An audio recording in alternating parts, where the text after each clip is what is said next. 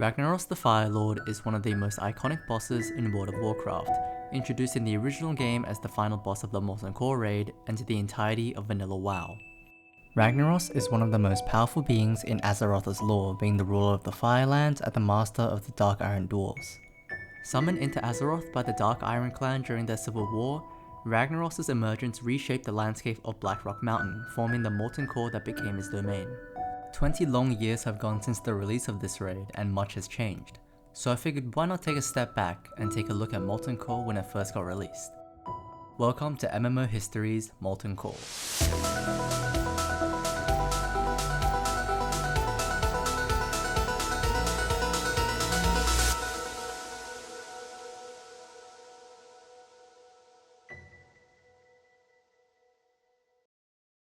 Molten Core is a level 60 raid that sizes 40 players located deep within Blackrock Mountain and in the instance of Blackrock Depths. This was one of two 40-player raids available on the release of vanilla World of Warcraft, alongside Onyxia's Lair, and was considered the pinnacle of raiding achievement at the time. This raid was almost cut from WoW as developers had to finish working on the dungeon in approximately a singular week. Many different developers like Jeff Kaplan, Scott Mercer, Bob Fitch worked on different aspects of the dungeon, mob placements, boss fights, loot, etc. In preparation for this raid specifically, players needed to stack fire resistance. At the time, Molten Core was the only raid where a coordinated effort in acquiring massive amounts of a specific stat was required. It was recommended that the main tank should have at least 300 fire resistance unbuffed, up to a max of 315.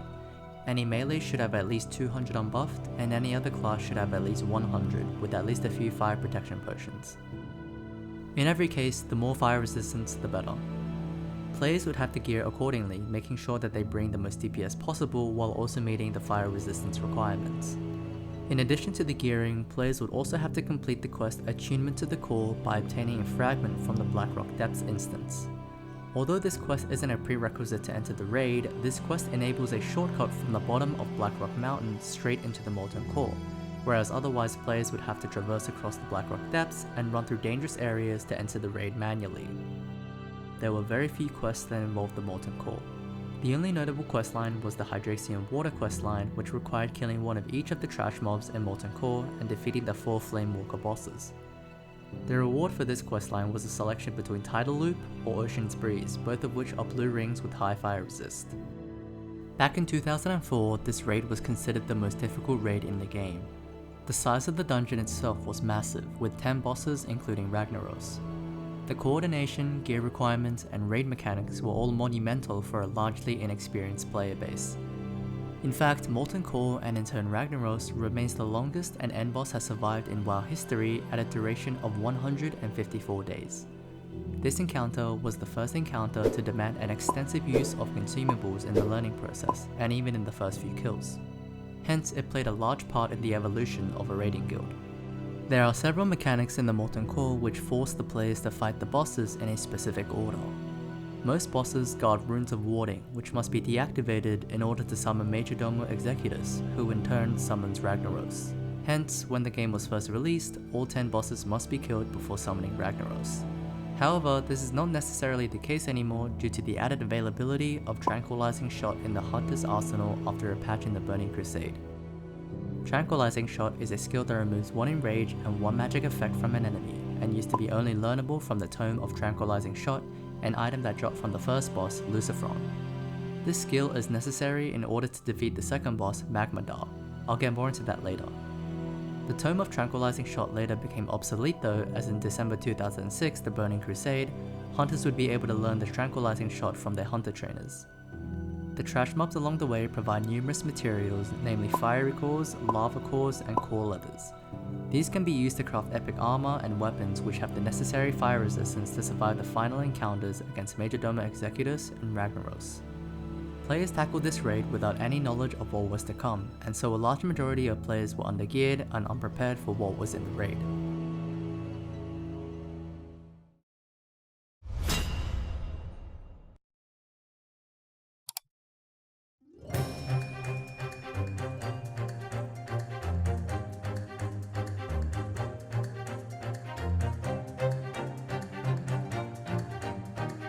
LUCIFRON had three main issues that groups struggled with, the first being LUCIFRON's curses. These would increase the cost of spells and skills twice-fold for 5 minutes. Hence, these curses needed to be dispelled as soon as possible from priests and druids in order to not waste resources. The second was the adds. LUCIFRON would be flanked with 2 Flamewalker protectors that needed to be handled first. And finally, Impending Doom. Whoever has this debuff would take 2000 shadow damage after 10 seconds. These adds have Dominate Mind, which mind controls an enemy for 15 seconds. It would prove beneficial to send 2 dummies in first to tank the mind control before the main tank heads in. Hunters would cast one of their insta-cast shots on each of the protectors and the main tank runs up and pulls LUCIFRON in the opposite direction of his guards. Off tanks will need to pick up the 2 protectors and kill them before targeting LUCIFRON. Mages won't be contributing a large amount of DPS as they would be busy removing the curses as previously mentioned from the players. Priests and Paladins would also be busy dispelling the Impending Doom debuff from players, and so the DPS fell on the hands of Rogues, Hunters, and Warlocks. Many groups wiped here due to a lack of coordination between ad management and slower dispels. The first group to clear LUCIFRON was a guild called Fires of Heaven on the 18th of January 2005. Fires of Heaven had been around since EverQuest in 1999 and was a prominent group in that game too, and so it came as no surprise that they would make their mark when they first started World of Warcraft as well. MAGMADAR was the second boss of the raid, guarding the Rune of Cress, and had 5 abilities. Magma Spit, which deals fire damage, Frenzy, which increases its own attack speed by 150%, Lava Breath, which inflicts fire damage to the players in front of it, Panic, which flees nearby enemies for 8 seconds, and Lava Bomb, which throws a bomb at an enemy dealing large fire damage over 12 seconds. The main gimmick of this fight comes from MAGMADAR's AoE Fear. After the main tank pulls and faces the boss towards the healers and hunters, the healers need to stand at max range behind the tank at which they can still heal them. At this specific range, healers would be able to heal the tank but are too far away to be affected by the AoE Fear. The priests should use Fear Ward on the main tank to avoid them getting feared, and hunters must use Tranquilizing Shot on the boss when it casts Frenzy, paying attention to whether the skill hits or misses in order to remove the effect. It's important that the main tank doesn't get feared in this fight as they'll start running away from the boss and the boss will follow them, making the healers now in range of the boss's fear. Newer groups may decide to have 2 groups each consisting of a main tank and healers and swap aggro's if one of the main tank gets feared. The positioning of the players is essential in this fight, and so the easiest strategy is for the main tank to stand at max bow range from MAGMADAR and stay there. The healers will then adjust and so do the hunters. Once everyone's in their correct positions, the main tank then pulls with a bow or a gun. MAGMADAR was often the first major hurdle for new raiding guilds, as back then the common strategies known nowadays weren't available, and guilds would keep their strategies a secret in order to prevent other guilds from using their progression. A lot of experimenting, trial and error had to be done in order to figure out the specific mechanics. The first MAGMADAR kill was done on the 26th of January 2005, 8 days after the first LUCIFRON kill by a guild called Conquest, a name which would appear everywhere over the next few days.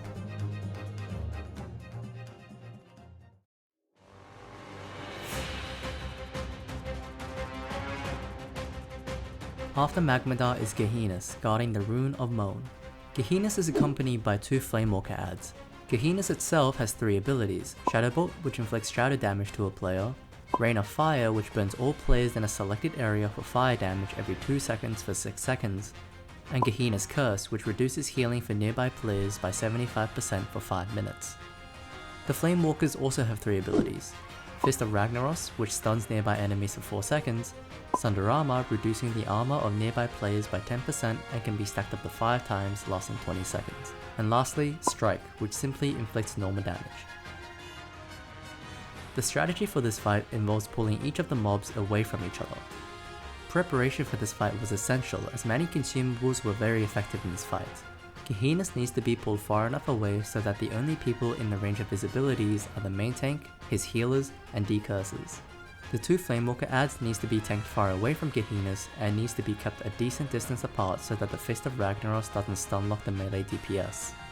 DPS players can use a free action potion here which makes them immune to stun and movement impairing effects for 30 seconds. This proved very effective in mitigating the stun from the adds.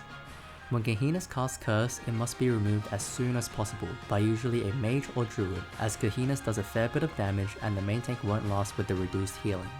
This fight wasn't particularly difficult, with the first GEHENNAS kill done by Conquest on January 29, 2005, 3 days after MAGMADAR. GEHENNAS drops Mana Igniting Cord, an item which has 2 Honor Clip effects. The first increases the damage and healing done by magic spells up to 25. The second improves the chance to get a critical hit with spells by 1%. This item was the best in slot for mages back then, and only got upgraded by a drop by Cthulhu, the final boss of the AQ40 raid, which wasn't released until early 2006.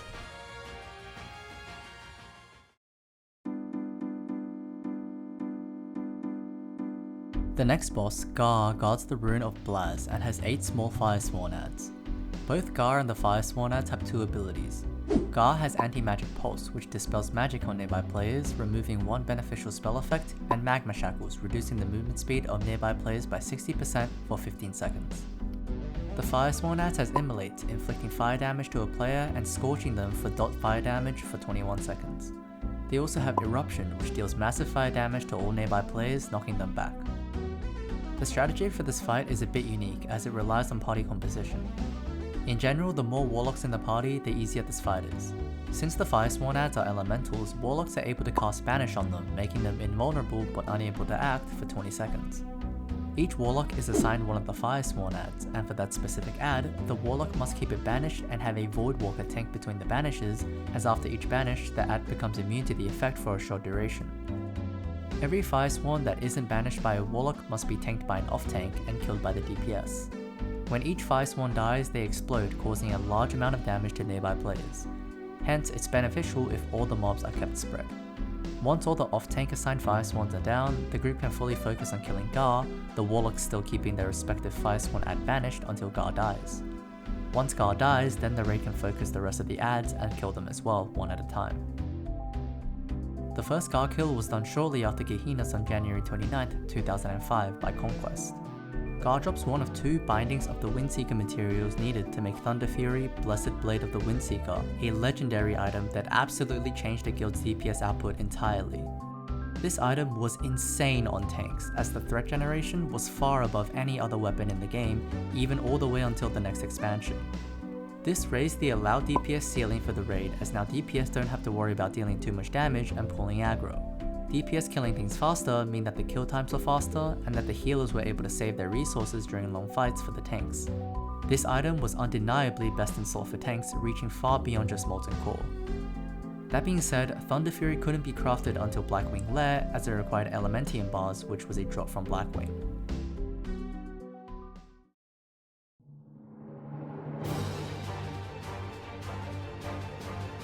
The next boss in order is Baron GEDDON. However, I'm going to talk about the boss after that, SHAZZRAH, first, for reasons I will explain very shortly. SHAZZRAH guards the Rune of Mars and has 2 different strategies which were available on launch. I will try to cover both of them very quickly. SHAZZRAH has a blink ability, which teleports him to a random target, completely resetting the threat list. This, combined with his other abilities, Arcane Explosion, which sends out a blast of magic to nearby players, and SHAZZRAH's Curse, making nearby players take twice the amount of magic damage, makes a devastating combo if he teleports on top of supports. Strategy 1 divides the raid into 4 groups that stand at max range from the main tank. Each group would consist of several mages and druids along with an off-tank. This layout was to minimize the damage from SHAZZRAH's Blink and Arcane Explosion combo. When SHAZZRAH teleports to a random group, the off-tank from that group needs to grab aggro and pull him back to the usual tanking spot. Strategy 2 involves the raid first making a horseshoe shape, with the open end facing the tunnel. SHAZZRAH can be pulled into the room and a warrior establishes initial aggro. After the aggro is established, the horseshoe should close, forming a complete circle. Whenever SHAZZRAH teleports, the targeted player runs towards the main tank, and the main tank will also run towards SHAZZRAH, pulling him back into the center. When SHAZZRAH gets low, all the warriors then run in and execute. The reason why I talked about SHAZZRAH first before Baron GEDDON is because although the order of the bosses dictate that Baron is before SHAZZRAH, Guild Conquest had actually killed SHAZZRAH before Baron on the same day as the last 2 bosses, January 29, 2005. This was possible as you could pull SHAZZRAH back into GARR's room to kill him before fighting Baron.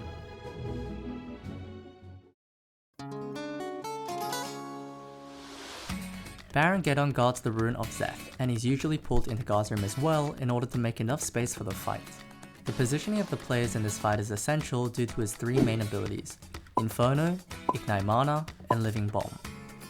Inferno surrounds the caster with an Inferno that periodically deals fire damage to nearby players for 8 seconds, stopping melee uptime. Living Bomb causes Baron to throw a bomb at an enemy which explodes after 8 seconds, dealing a hefty chunk of damage to the targeted player and any others nearby. The targeted player is also knocked into the air, potentially causing fall damage. Ignite Mana burns 400 mana from players within 40 yards every 3 seconds. Each point of mana burned also damages the target from which it is consumed. This debuff can only be dispelled by priests or by using a restorative potion. Druids can shift to bear or cat form in order to eliminate the mana loss and damage until they are dispelled. On the other hand, casters need to be very careful here, as one tick from Ignite Mana would take them out of the fight. To fight Baron, the raid is typically set up in one of 2 ways: the GEDDON line or semicircle. The GEDDON line involves the group making a line about 40 yards from the mouth of the cave after a hunter and warrior pulls the boss, getting the warrior to eat the first bomb. The line spreads out in order to avoid a wipe in case the bomb doesn't move, so there becomes a clear place to explode. The semicircle formation involves the group to be arranged in a very large semicircle around the main tank, with an opening directed at the tunnel where GEDDON spawns from. When GEDDON puts the bomb on someone, that player turns around and runs back towards the walls of the cave, far away from everyone else. When Baron casts Inferno, every melee, and I mean every melee, including the main tank, needs to drop uptime and leave. The damage isn't worth taking, even if the main tank survives, as it would be a big drain on the healer's mana. The fall damage from Living Bomb can be mitigated either by positioning well to an edge of the room where the ceiling is sloped down, or using personal spells like Slowfall or Levitate. Baron also drops the other bindings of the Windseeker needed to create Thunder Fury. Conquest would achieve their 5th world first, laying Baron GEDDON on January 30th, 2005.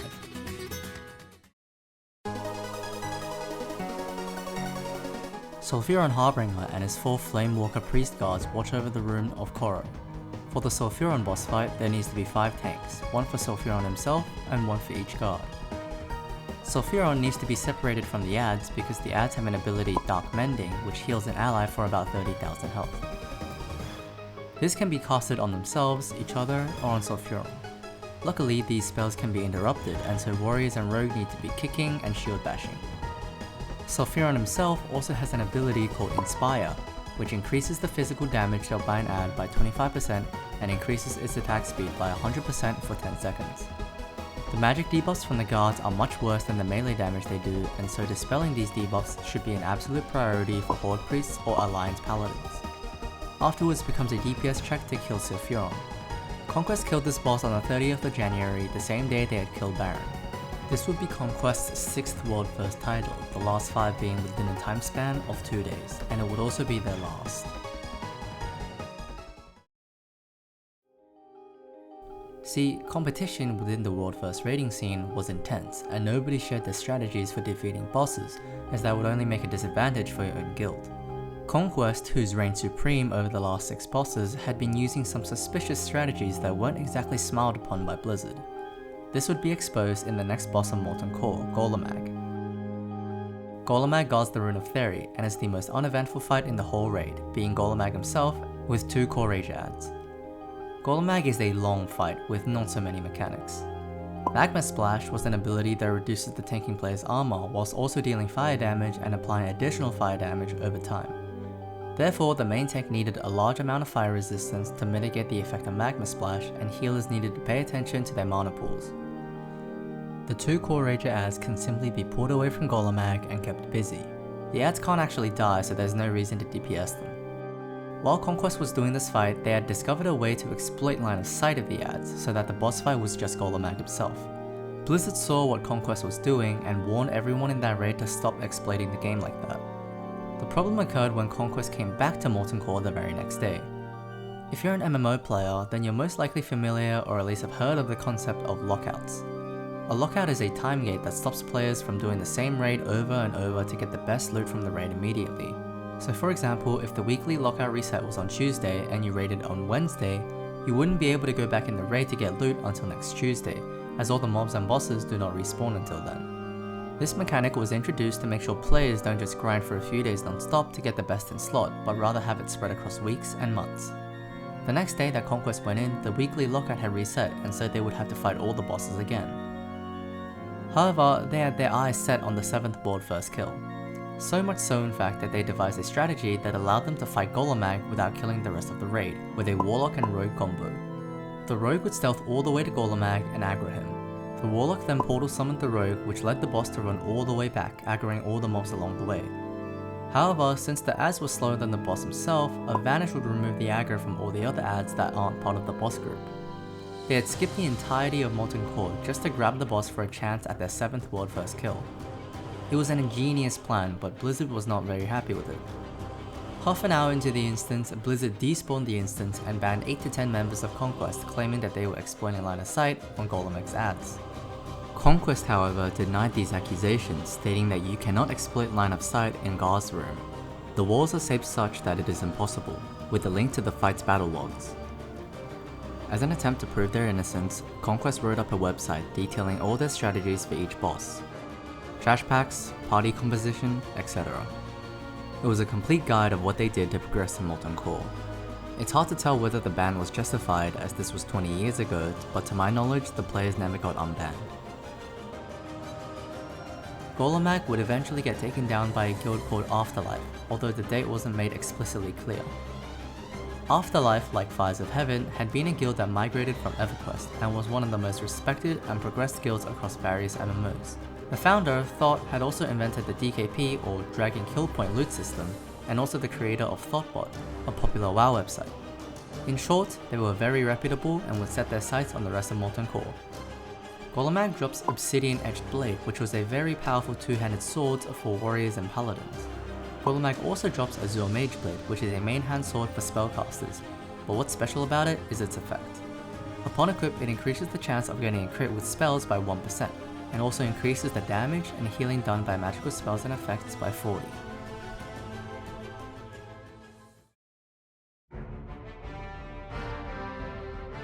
After the defeat of GOLEMAGG lies Majordomo Executus, the last boss before Ragnaros.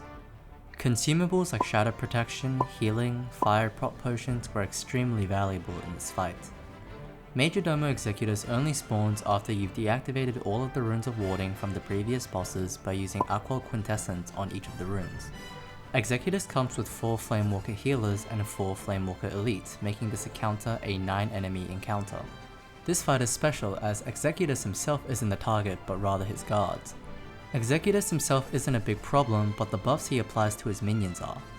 Throughout the fight, Executus will cast Aegis of Ragnaros frequently, surrounding himself with a massive shield making him impossible to kill.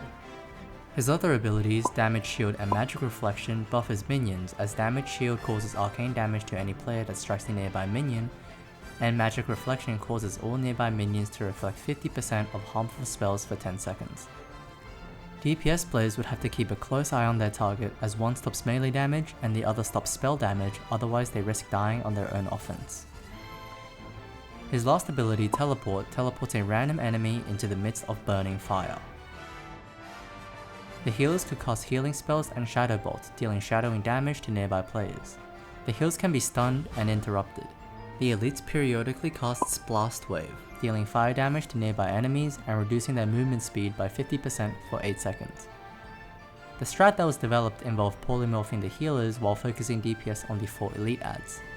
Having 5 tanks and 4 mages was very important here, as one tank would take 1 healer and 1 elite, the final tank being on Executus, and each mage would polymorph 1 healer. No AoE spells should be used until the elites are away from polymorphed healers, as it would break the spell effect.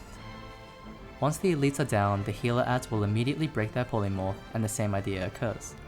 The tanks will hold 1 healer each, using stunts and interrupts whenever they try to heal, and the DPS will burn them down.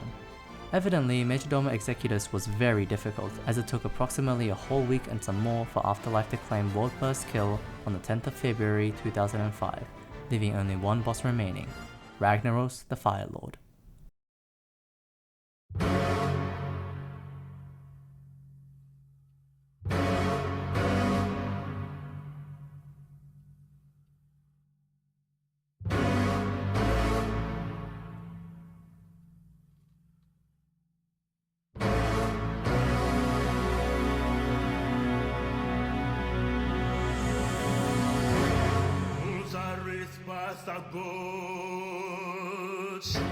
Ragnaros put up a much more difficult fight than the previous bosses. The first wall of the fight came before the fight even began. I mentioned that to raid Molten Core, it was recommended that everyone stacks fire resistance, with the main tank having at least 300 without buffs. And while it does certainly help for everything up to this point, Ragnaros was the main reason for this. Players needed to make sure that their gear was adequate and also needed to prepare potions, namely fire protection potions, popping one before the encounter and one in the middle of it. There is a large lava pool where Ragnaros will spawn from and players will need to form around that ring. The formation around Ragnaros is as such. Upon engagement, all melee and close supports need to be on the inner ring while he is up. All the healers and range supports need to be on the second ring, while also staying away from the lava flow or they'll get affected by lava splashes. The reasoning for this formation will be explained shortly, but first let's go over the fight phases. This fight occurs in two phases. Phase 1 involves fighting Ragnaros himself, whilst in Phase 2, Ragnaros submerges underneath the lava and goes untargetable, and players must instead fight the Sons of Flame adds that spawn. Ragnaros will always alternate between phases in intervals of 3 minutes for Phase 1 and 90 seconds for Phase 2 until he either dies or the raid wipes. The idea is to get him down to around 30 to 40% before the first occurrence of Phase 2 and kill him before the second occurrence. In Phase 1, players needed to be spread out in order to mitigate Ragnaros' knockback abilities, Wrath of Ragnaros and Lava Burst. Wrath of Ragnaros inflicts fire damage to nearby players and also knocking back players within melee range. Lava Burst is the ranged version of this move, which similarly does a large amount of fire damage and knocking back players within 8 yards of the explosion. Players needed to have precise positioning as they would often be knocked back into the lava, which does a lot of damage. In Phase 2, Ragnaros submerges and goes invulnerable, while 8 Sons of Flame adds spawn. These adds do purely fire damage and have an AoE mana burn, which is devastating in a fight like this, as the healer's mana would already be taxed by Phase 1. Once all 8 adds are down, or 90 seconds pass, Ragnaros will come back up and return to Phase 1. The strategy for Phase 1 was simple enough. Get in formation and focus DPS on Ragnaros, while also positioning for knockbacks and spreading away from the other players. Phase 2 however is where more strategical planning was needed. Before the Sons of Flame add spawn, the whole raid apart from the main tank should run towards the southern area of the outer ring, ready to handle the adds when they spawn. Mana users must be at the very edge of the ring to avoid the Sun's mana burn, whilst tanks and rogues form a wall in front of the casters. The Suns spawn around the spiral along the west, north and east side, and eventually run south to meet with the raid. The adds are frost-novid, blizzarded, and picked up by the tanks. It is important here that the raid focuses DPS on a singular add. If the DPS is spread out, they will take too long to kill, and once 90 seconds pass, Ragnaros will resurface, meaning that it is an almost guaranteed wipe. Once 90 seconds is almost up, or when the Suns are dead, the main tank, secondary tank, and healers must run back to engage Ragnaros when he resurfaces, or he will start throwing lava bursts, inflicting large fire damage to the raid. All bosses in Molten Core had been defeated within a few days of each other, the longest being between LUCIFRON and MAGMADAR at a time gap of 8 days, and so players were expecting a Ragnaros kill following as such. A few days passed, a week, then 2, then 3, and then a whole month. Within this immensely long time span, no news from any guild had been announced. No strats, no reports about how their raid progression was going, nothing. The World of Warcraft community was left in a state of silence as tension built up day after day. Until it was finally broken on April 25th, 2005. Ascent was a guild originally formed again on EverQuest in 2001 and had claimed the world's first kill on Ragnaros, and it was a kill to be remembered. As mentioned previously, it is recommended that the raid brings down Ragnaros to around 30 to 40% before the first occurrence of Phase 2, otherwise it would be difficult to meet the DPS check. Ascent had done this, entering Phase 2 with 34% left on Ragnaros. However, Phase 2 was when things got dicey. In the 90 seconds that Ragnaros was submerged, Ascent had killed 7 out of 8 of the Suns, meaning that 1 Sun was left remaining. If the AoE mana burn from the remaining Sun wasn't enough, Ragnaros re-emerged out of the lava for Phase 3 and started hurling lava bursts, dealing massive damage to the raid, further plummeting party resources. This was a close fight, with Ragnaros approaching the single-digit percentages. As healers ran out of mana, the main tank eventually falls, leaving Ragnaros free reign to the rest of the raid. The rogue tanking Ragnaros pops evasion, buying the raid 10 seconds of time as he tanks Ragnaros whilst dodging all his attacks, but even this wasn't enough. The raid was looking bleak as player after player fell from Ragnaros' relentless onslaught. But Ascent wasn't going to give up, not after coming so far and getting so close. With less than half the members of the raid alive, they pushed on. And all of a sudden,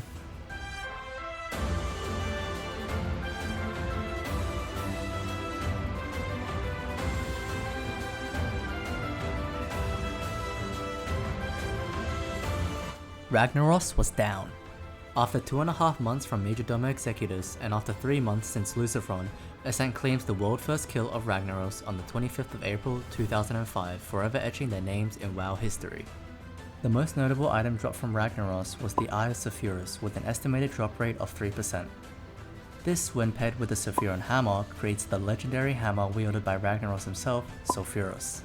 Sulfuros was a top-end two-handed hammer with only one other hammer that could compare in vanilla, which was a drop in a raid that hadn't even been released yet, Naxxramas, from Kel'Thuzad. So at the time of Molten Core, Sulfuros was absolutely the best hammer in the game. However, this doesn't mean that it was best in slot, as it was also competing with two-handed axes and swords with talents and racial passives determining which items were the best. Apart from the Eye of Sulfuros, Ragnaros also dropped the Petition's Blade, which was a dagger that boasted very high damage for how early you were able to obtain it, and it stayed relevant until the AQ40 raid in patch 1.9 early 2006. As for armor pieces, Ragnaros drops quite a few. The Cloak of the Shrouded Mists, which is in competition being the best rogue cloak in vanilla with the Cape of the Black Baron. For straight DPS purposes, Cape of the Black Baron would prove to be higher, but the defensive stats given on the Cloak of the Shrouded Mists make an argument for being better in PvP. Drillborer Disc was a shield that provided high stamina and block value with 3 valuable on-equip effects. The first being when struck in combat, inflicts 3 arcane damage to the attacker. The second increases the chance to block attacks with shields by 2%, and the third increases the block value of the shield by 23. This item would be the best in slot in terms of shields for tanks. All the bosses drop tier 1 set items, which is an epic 8-piece armor set, excluding Ragnaros who drops tier 2 legs. This would be the Lawbringer set for paladins, Arcanist Regalia for mages, Giant Stalker for hunters, etc. These sets gave class bonuses for each equipped piece, making them extremely valuable. Before patch 1.4 in April 2005, Molten Core was able to drop tier 2 items. This was changed due to 2 reasons. Preparation for the release of Blackwing Lair, and also due to the fact that some of the items from the tier 1 sets were not dropping in Molten Core. In exchange for removing tier 2 items from the raid, Blizzard made it so that all of the tier 1 items can be found, and all of the tier 2 items would instead be found in Blackwing Lair, the next raiding zone. One notable talisman was also dropped, the Talisman of Ephemeral Power. The Talisman of Ephemeral Power is a trinket which increases the damage and healing done by spells up to 175 for 15 seconds, and is also the best in slot for PvP for a variety of builds, including Balanced Druids, Elemental Shamans, Mages, Holy Priests, Shadow Priests, and Warlocks. The core materials dropped from the trash mobs had a large impact on the community economy. The large majority of guilds reserved these drops for guild use, limiting the supply on the auction house, which drove the prices of these material up. Very often, the prices would be at the peak before raid days and would sometimes rarely drop mid-week slightly if fewer players were actively crafting gear. Different servers have different economies of course, but it can definitely be said that any core's drop was nowhere cheap. As a fun fact, when Molten Core was first released, it dropped the world's first unofficial legendary item, the Talisman of Binding Shard. There is only one of this item in the world, looted by Nocturne after defeating the 5th boss of the raid, Baron GEDDON, on March 3, 2005. This item is no longer obtainable as Blizzard removed it from the loot tables on the same day that Nocturne obtained it. According to Travis Day on a Twitter post in 2022, this was because the Talisman of Binding Shard was a test item that Blizzard used in the Thunder Fury quest. This quest was changed and the original was not publicly released, but Blizzard forgot to remove the item associated with it, the Talisman, from the game. In 2004, add-ons were much less prevalent than modern day. Some of the most essential add-ons for raiding were CT Raid Assist, Decursive, DPS Meters, and Atlas. CT Raid Assist was one of the first truly impactful add-ons for raid management. It gave you pretty much everything you wanted back then: movable bars, raid frames, bag information, personal DPS calculator, etc. It allowed players to monitor health, mana, and debuffs efficiently across all 40 players in a raid, and even help players develop and coordinate strategies for dispelling debuffs like LUCIFRON's curse and tracking raid buffs. Decursive was a very useful add-on for removing curses, poisons, debuffs, etc. The Cursive scanned the party list for any debuffs that could be removed by the player's class-specific abilities such as Remove Curse, Dispel Magic, Abolish Poison, and displayed a list of affected players in a small interface. Players could bind a key to the Cursive, which upon activation would automatically cleanse the most appropriate debuff from the target with the highest priority. In the default WoW UI, players would have to click the other player's unit frames to target and cleanse them. The Cursive made this process extremely streamlined to the point where it was almost fully automated by the click of the bind. Blizzard actually took actions against this add-on and others like it by introducing restrictions which stopped players' abilities to directly cast spells without interaction in patch 2.0, the Burning Crusade. The Cursive still worked but required more player input. DPS meters were, well, DPS meters. Players would use it to track their damage, healing, and overhealing. Raid leaders also used this to identify underperformers, as DPS was important in bosses like Baron GEDDON, who had a soft enrage mechanic like Living Bomb. Alice was an add-on that provided maps for dungeons and raids. While inside a dungeon or raid in vanilla WoW, trying to open the map leads you back to the world map, and so Alice provided a map of the area inside dungeons. Furthermore, Alice Loot, which was a module for Alice, was extremely helpful in planning gear progression as it allowed raiders to see loot tables including tier 1 set pieces and legendary crafting material like SULFURON ingots. That being said, Alice Loot wasn't very useful when world first raiding as loot tables were unknown back then. Molten Core marked the pinnacle of raiding back in 2004 with some of the hardest encounters seen yet in vanilla WoW. Throughout all this time, the impact of the raid and its world first clears are still engraved in the history of WoW to this day. This was the history of Molten Core and Ragnaros. Thank you for watching.